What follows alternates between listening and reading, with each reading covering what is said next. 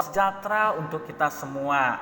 Kita kembali belajar bahasa Indonesia yang dipandu oleh Sir Erwin.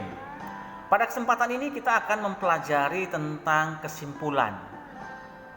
Apa itu kesimpulan? Nah, kesimpulan adalah mengambil inti dari suatu teks bacaan.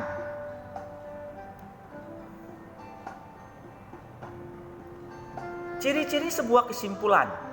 1. Bisa terletak di mana saja pada sebuah bacaan. Yang kedua, menjadi inti dan pelajaran yang bisa diambil. Yang ketiga, hal yang bisa ditarik, misalnya jawaban dan pokok permasalahan. Yang keempat, memerlukan gagasan utama dan penjelas untuk menemukan suatu kesimpulan bacaan. Jadi ingat, ada 4 ciri-ciri dari sebuah kesimpulan.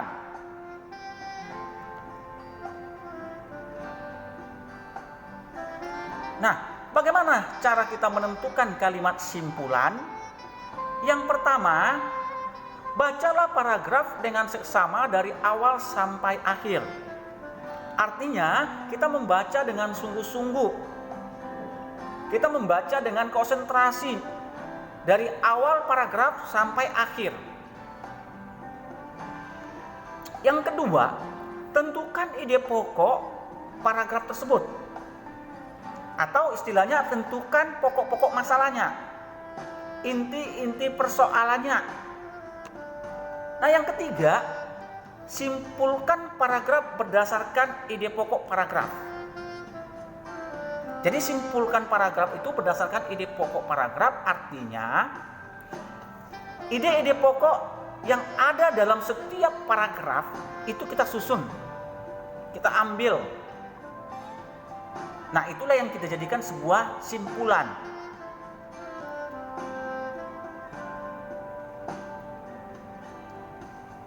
Simpulan yang baik berisikan, pertama, pesan yang ingin disampaikan kepada pembaca. Yang kedua, simpulan yang baik, intisari dari tulisan. Pokok persoalan dalam tulisan, itu maksudnya. Dan yang ketiga, dimulai dari khusus ke umum. Jadi dari hal-hal yang khusus, hingga akhirnya sampailah kepada hal yang umum. Yang keempat, menggunakan kosakata bahasa baku. Artinya kita gunakan EYD, kita gunakan ejaan bahasa Indonesia yang baku. Nah, terakhir yang kelima, suatu pernyataan yang dibuat berdasarkan ide pokok dan kata kunci dari kalimat penjelas dengan kalimat sendiri. Jadi kesimpulan itu dia berdasarkan ide pokok dan atau kata kunci dan kita gunakan bahasa kita sendiri.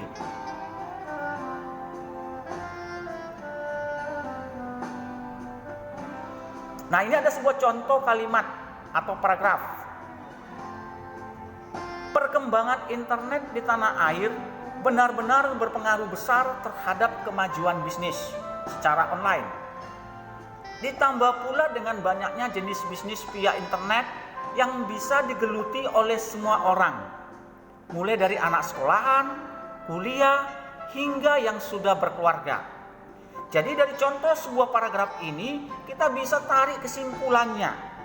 Ingat, mencari kesimpulan, kita carilah ide pokoknya. Ide pokok itu berada di kalimat utama.